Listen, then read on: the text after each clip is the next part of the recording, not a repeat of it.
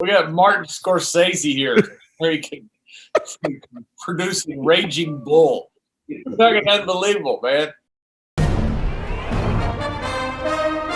Hey, everybody, and welcome back to Rugby Wrap-Up. And this week's What Are the Odds? Your Major League Rugby sports betting show starring WWE legend and Fox business analyst John Bradshaw Layfield, his gambling guru, the best sports bettor ever, the Philly Godfather, and our gift of rugby, Gift Egbelu of the Giftime Rugby Network, host of the Grow Rugby Show, and director of the HBCU Rugby Classic. Gentlemen, good to see you again. Let's get right to business. Looking at last week's records, once again, the Philly Godfather proving why he is the best ever sports bettor, going 3-1. Unfortunately, Gift and John, you two battled for the wooden spoon, which is traditionally given to the worst team in the Six Nations. It's always Italy, which is apropos because they like to cook. John, you escaped the wooden spoon this week. Gift is our Italy because he picked Houston. You want to say anything in your defense on picking Houston? Look. You know what I want to say is that I got the 1 point game correct, and I feel like getting closer on points is more important than taking a flyer on a team that you're hoping on a turnaround. So accuracy over heavy hitters. John, he just made a 1-3 record sound great. He did make a 1-3 record sound. That's why Gift is Gift. He's a gift to us. Godfather, while these two battle for the bottom, I'm chasing you a little bit, but I'm riding your coattails so far these 2 weeks on getting something right that I would have gotten wrong anyway. You were 3-1. You got me to go with Utah at New England. Yeah, I mean, we talked about how anytime a team scores so many points, the previous week, New England they beat the Sabercats 32-0. There's usually a letdown the following week. And it's exactly how I, drew it out with the backdoor cover. So we didn't get the outright victory, but we got the cover. And you know what they say in sports betting, good teams win, but great teams cover. Gift and John, how angry were you about that last try by the Warriors? Whenever you're talking about a nice last-second big run, I give them all the credit in the world. It still made it into a 1-point game, which I was still hoping was going to happen at some point in time, but even though I kind of called it for a completely different game, but still, it was still 1-point game, and that's all I looked for. All right, even if it wasn't the one that I got completely correct. Boom. Well, what I was going to say was Gift was on the right floor, but in the wrong building. Exactly. Maybe the wrong zip code too. I'm with Gift here. We had a backdoor loss beat, a bad beat. Those things happen. We had the right side, but it's why Philly Godfather is the man, and we are not. Exactly. But you know what? You keep saying that Philly Godfather is the man, and yet you go against him. Well, wait a minute. I went against because I went first last week. If I go second, he goes first. You will see our picks are very similar. Have you noticed a trend that I go last? Hey, I did hear your very prescient commentary in the Old Glory game where you said this is going to be a very close game when it was 15-0 and it ended up like 70-0. So yeah, you're good with these predictions. 40-19 is not 70-0. I'm happy for Toronto. I listened to the game.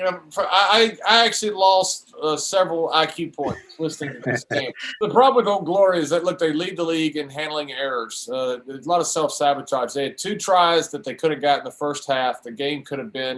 They could have gone into halftime leading pretty easily. They had 2 penalties, which turned the ball over. They score that try right at the end, and then right away give up that drop goal. So they go in 18-7 instead of 15-7. And the first thing that happens in the second half is Toronto ends up scoring a try, and that just blows the game out. It could have been a lot closer. And one thing you got to note for Old Glory is they had 3 rookies starting, 3 American rookies in Cusano, DeMonte Noble, and DeBoulis from Penn State, and he's on the depth chart 3rd. So that's like your third string QB, and not taken away from him. He's filling in for Jason Robertson or Kieran Hearn, and those guys are excellent players. They showed in their ball handling errors. They have 51 ball handling errors in the first few games, and that's just a lack of experience that they've got that has really hurt them. And Toronto played like they are capable of playing because they are a very good team. Next up, Gift, San Diego going into Atlanta. I thought San Diego was going to win this one. I was wrong. I think we should have learned our lesson from 2 weeks ago and what we even saw from last week. We had said it before. Atlanta is a young team. It's a young team with a lot of skills on it, but we keep underestimating development. And what happens when you deal with young teams? Not great on the road, but really hungry at home. And we saw what happened. San Diego came in. You're coming in across the country, which we should have already put into contention. And I said it last week. Scheme. Scott Lawrence does not lose at home, especially whenever he gets the power of the Life University going in through him. And you saw it, even though San Diego kicked in early into that game. And they did kick in. They got that first score getting in early. But once you get the ball rolling, Atlanta started feeling it. And that hunger of being at home, that youth, that development, that power started kicking in. And you just start rolling the teams, regardless of whatever happens. So there was no surprise. Once you started looking at it, it made all the sense in the world. And I think that's something that we're going to have to recognize going forward. Don't underestimate an Atlanta team that pulls its power from that Life University home pitch. Okay. All right. A very confident man that went 1-3 last week. It's funny. It's funny. All this 1-3. I recognize everybody here has won the week except for one guy here. This is not a sprint. It's about making money, picking with your head, and at the end of the day, being on top. I'm following the footsteps of the Godfather. One could say blind squirrel gets a nut, except the Godfather picked ATL as well. Right, Godfather? When you handicap other sports, you look for spots, you look for situational handicapping, and you got a team that was coming from, the West Coast to the East Coast. You got a young, fast, hungry young team in Atlanta at home, and you got schematics, like Gift always said. So you added them all up, and you got a victory. I mean, you got a 41-22 blowout victory, and they cover the spread at home. That's simple. John, you and I had San Diego. Joe Peterson was getting smacked around like Eli Manning for the last 5 years of his career. And I know there's no blocking in rugby, but your big guys are supposed to protect your number 10, specifically a guy like Joe Peterson, putting his body on the line, making tackles, running the ball under pressure because his guys were mishandling it. They're playing like a bunch of individuals right now. Yeah, they've got some great physical upfront guys. They played a really tough game against Austin, and I thought they played the same against Atlanta. They didn't. Like you said, it was not a team game.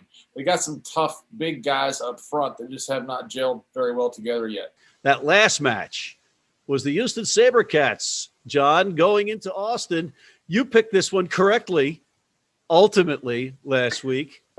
Philly Godfather talked me into a winning bet here. I was going to go with Houston. I was going to go with a Gift on this, but I switched because of Philly Godfather. I'm glad I did because Austin beat them up. The first two tries were by mauls, and you had Houston try to get a maul at the end of the first half, and they were just absolutely stymied.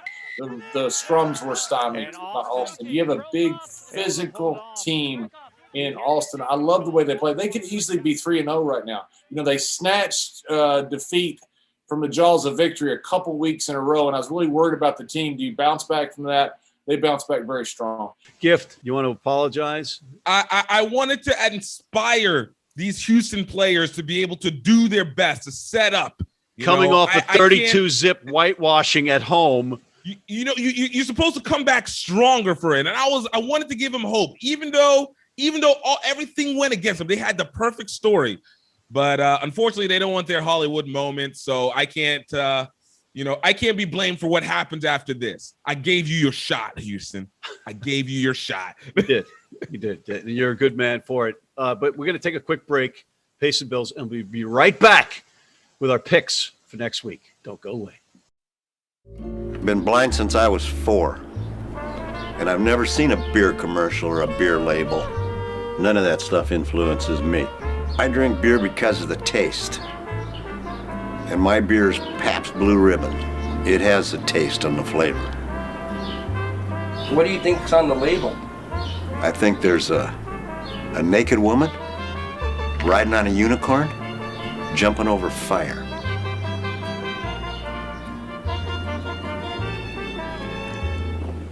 Oh, that's good beer.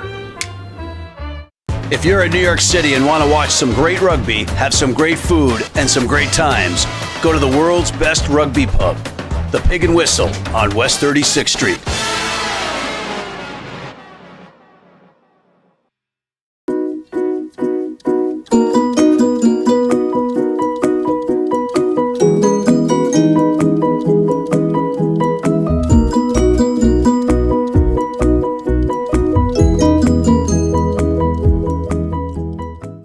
are back with the Philly Godfather, John Bradshaw, Layfield, and Gift Egbelu. Interesting matches coming up this week. John, I know that you are jacked for this one. You've got the LA Giltinis playing on the road versus the home team, Toronto Arrows, in New Orleans. I am jacked for this. I love the Giltinis. They have 15 tries. They have the most tries of any team. They only play 2 games. They score a ton of points. Toronto played incredibly well last week. They love the way they move the ball from sideline to sideline while also cutting at really sharp angles. Terrific ball movement. I just don't think it's going to be enough for the backs of the Giltinis and the scoring of the Giltinis. I'm going with LA. LA -5 on the road, Godfather. I'm going to surprise some people here. I'm very bullish on this Giltinis team, but they didn't play last week, so they could come in a little rusty. Playing Toronto, even though Toronto's not playing at home, they're playing in New Orleans this week. I'm going to take the points with Toronto. I think LA might show up a little flat in the first half of the game. I think Toronto's got a great chance to cover that 5-point spread. I just changed my pick. No, I'm going to stay with the Giltinis. You're staying with the Giltinis. I mean, the Giltinis are great. They got the best point differential, in the league. They're 2-0. But I think that little, that bye week last week might leave them a little rusty this week. And Toronto's playing some good ball. Gift, are you going to take each team from New Orleans in this weekend doubleheader? No. In terms of the home team, I think Toronto was bound for a win last week after 2 basically close and a blowout win in the previous 2 weeks. So in this situation, I think we're getting back down to reality. I don't care what people say. You travel that many times, it's eventually going to affect you. Giltinis would have the disadvantage if this had been anybody else's home because the Godfather said you had a bye week, you're traveling, and and they're coming off in an area where they weren't getting a lot of practice time beforehand. But Giltinis are still way too talented, way too fast. And as much as Toronto was able to push the pile, I don't foresee Toronto being able to repeat their efforts from last week going against a refreshed Giltinis at that. A lot of the times the travel is a big factor, but coming off a bye week, it's not going to be as much of a factor. I think the Arrows are back on track. And I'm going to take, like the Godfather, the Arrows and the points because I think the front row for the Arrows, which is an average of 23.5, really stepped up after playing poorly in Utah this week. And next week, they're going to be even better. Arrows to surprise, at least cover. The other side of this doubleheader, this twin bill, if you will, is the Gilgronis coming off their annihilation of the SaberCats coming in to play NOLA. NOLA coming off a bye week. NOLA has won 100% of their scrums, and they're a well-coached team. They're playing against a very physical front who scored the first 2 tries by Mauls against this past week in Austin. This is, to me, is going to be the game of the week. I love the way that NOLA scores a ton of points. I'm going to go with the home team. I think Gift's going to like this. I'm going to go with New Orleans here. Both teams basically are coming off bye weeks this week. Let's call it what it is. But I do feel like this Austin's not what you're calling. So you're saying, just so people aren't confused, you're calling the win Houston over the SaberCats a bye week for Austin. Exactly. It you disappointed me. I gave you your shot. Now you get all the heat. One thing I got to say is Austin has one of the strongest defense. John mentioned it before. They have allowed the least amount of points in the league. And I think even coming off of this, NOLA, this is going to be a tough game for NOLA. That being said, I appreciate it, John. And I'm going to keep going on with that side. NOLA all day, taking it and continuing to protect this house. You know how much this hurts me, Gift, to pick against my Texans, especially the capital of the state of Texas? This hurts me. It's the greater good, John. It's the greator good. I'm really torn this. I think this is going to be the game of the week. I think it's going to be a physical game up front. It's going to be a great game. Texas, Austin could easily be 3-0 right now. Agreed. Godfather, the -3, NOLA at home. What do you think? I think the game's a coin flip. NOLA is at home, but I think home teams this year are only 4-9 straight up. So I think that 3 points might be a little too much. Austin could very well be 2-1 instead of 1-2. Both teams have similar point differentials. I think NOLA's is 2 points better. I'll take Austin plus the 3. I think they got the better defense, and I think this game is a pick 'em. So anytime I make a game of pick 'em, I love taking the points.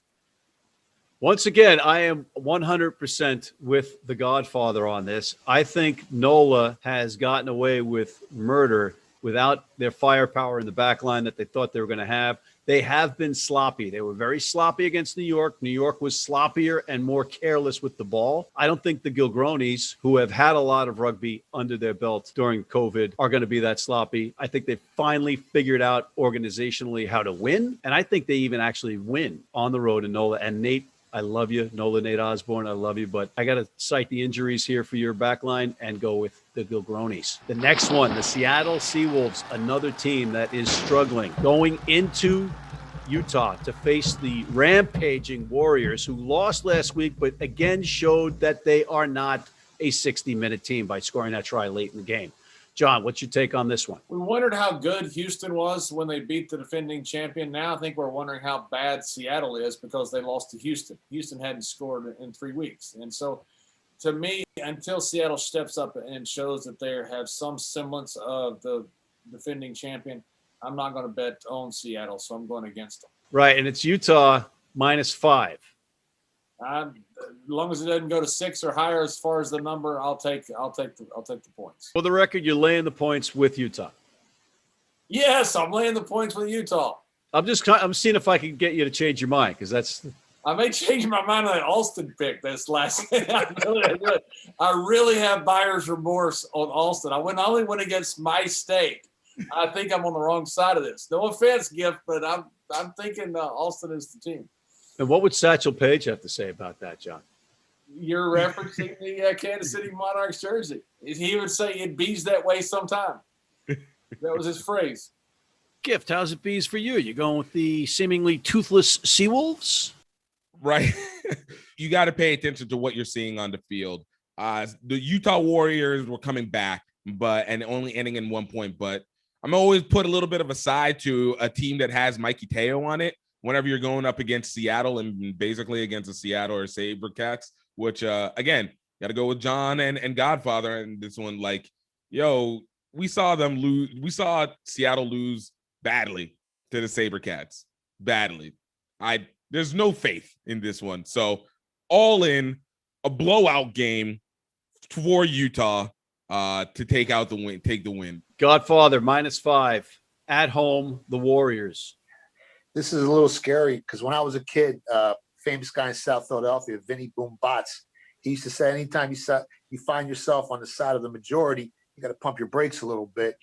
But this Utah team at home, you got the high altitude. You got a Seattle team that lost to Houston, who has a negative 52 point differential on the year and hasn't scored in 2 weeks. Seattle's just too bad. Real hard. I just can't see them staying within the 5 points.